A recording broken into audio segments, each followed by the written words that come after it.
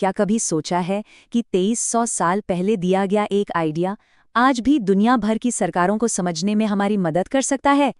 आज हम अरस्तू के उसी शानदार फ्रेमवर्क को समझने वाले हैं जिसने पॉलिटिकल साइंस की नींव रखी। तो जरा सोचिए, दुनिया में कितनी तरह की सरकारें हैं। कहीं राजतंत्र है, कहीं लोकतंत्र, तो कहीं तानाशाही। इन सब में कोई पैटर्न कैसे खोजा जाए? यही वो बड़ी पहेली थी जिसे अरस्तू ने सुलझाने की ठानी। पहला सेक्शन, राजनीति का एक वैज्ञानिक। देखिए, हम अरस्तू को अक्सर एक फिलोसोफर के तौर पर जानते हैं, लेकिन वो उससे कहीं ज्यादा थे। वो एक तरह से राजनीति के पहले साइंटिस्ट थे जो ख्याली पुलाव पकाने की बजाय हकीकत पर फोकस करते थे। और यहीं पर अरस्तू अपने गुरु प्लेटो से एकदम अलग हो जाते हैं। प्लेटो ने कल्पना की थी कि एक आदर्श राज्य कैसा होना चाहिए, एक तरह का यूटोपिया।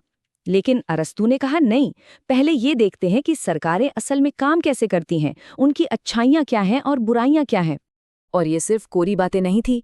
अरस्तू और उनके स्टूडेंट्स ने उस वक्त के 150 से ज्यादा ग्रीक राज्यों के संविधानों को स्टडी किया, उनका विश्लेषण किया।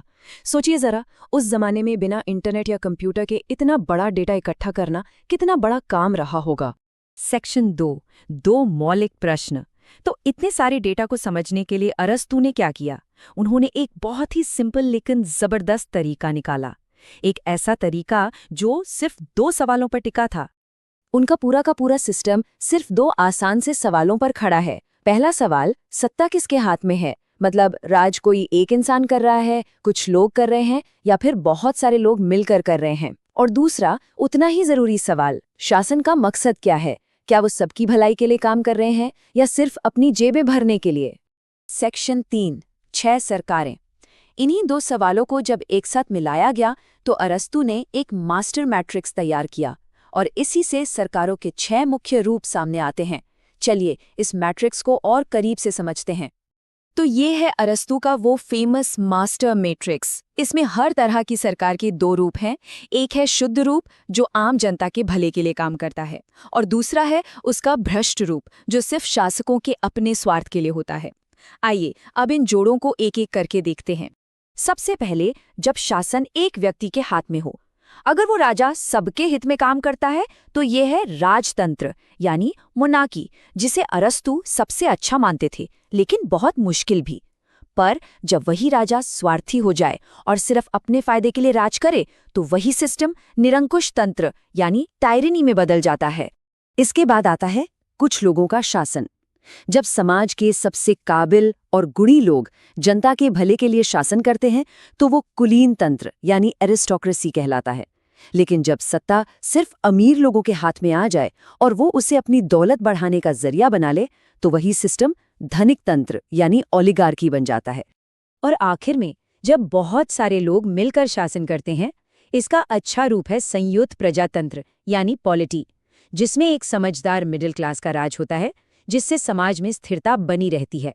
लेकिन जब ये सिस्टम बिगड़ जाता है, तो ये बन जाता है लोकतंत्र यानी डेमोक्रेसी। और यहाँ 1 मिनट रुकना जरूरी है, क्योंकि अरस्तू के लिए इसका मतलब था भीड़तंत्र, एक अस्थिर और अराजक सिस्टम। तो ये बात गांठ बांधने वाली है।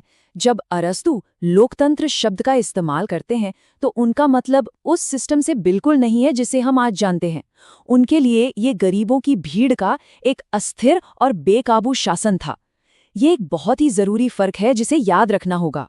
सेक्शन 4, परिवर्तन का चक्र। अब आते हैं इस पूरी थ्योरी के सबसे दिलचस्प हिस्से पर। अरस्तू का मानना था कि कोई भी सरकार हमेशा के लिए टिकी नहीं रहती। ये सरकारें एक दूसरे में बदलती रहती हैं, एक ऐसे चक्र में जो कभी खत्म नहीं होता। ये एक पहिए की तरह घूमता है। एक अच्छा राजा यानी राजतंत्र जब भ्रष्ट होता है, तो वो तानाशाह बन जाता है। फिर लोग उसके खिलाफ क्रांति करते हैं और सत्ता कुछ अच्छे लोगों यानी कुलीन तंत्र के हाथ में दे देते हैं। लेकिन जब वो भी भ्रष्ट और अमीर हो जाते हैं, तो फिर एक क्रांति होती है, और ये चक्र ये ऐसे ही चलता रहता है। और अरस्तू के हिसाब से इस पहिए के घूमने के पीछे की वजह बहुत सीधी सादी है, नैतिक पतन। जब भी कोई शासक सबके भले के मकसद को भूलकर सिर्फ अपने स्वार्थ के लिए काम करने लगता है, तो क्रांति और बदलाव होना तय है। सेक्शन 5, अरस्तू का स्थायी खाका। तो सवाल ये उठता है कि 2300 साल बाद क्या अरस्तू का ये ढांचा आज भी कोई मायने रखता है? आइए इसके महत्व को और इसकी सीमाओं को दोनों को समझते हैं। देखिए, अरस्तू की विरासत बहुत गहरी है। उन्होंने ही पहली बार राजनीति को सिर्फ ख्यालों से निकालकर एक विज्ञान की तरह देखा।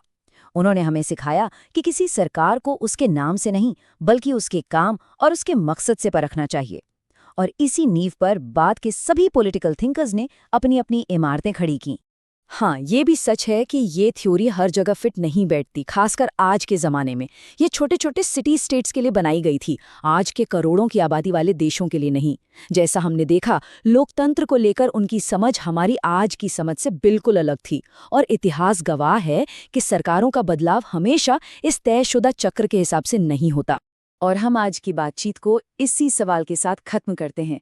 अगर अरस्तू का ये चक्र वाकई सच है, तो आज दुनिया की तमाम सरकारें इस पहिए पर आखिर कहाँ खड़ी हैं? क्या वे किसी शुद्ध रूप में हैं या फिर अपने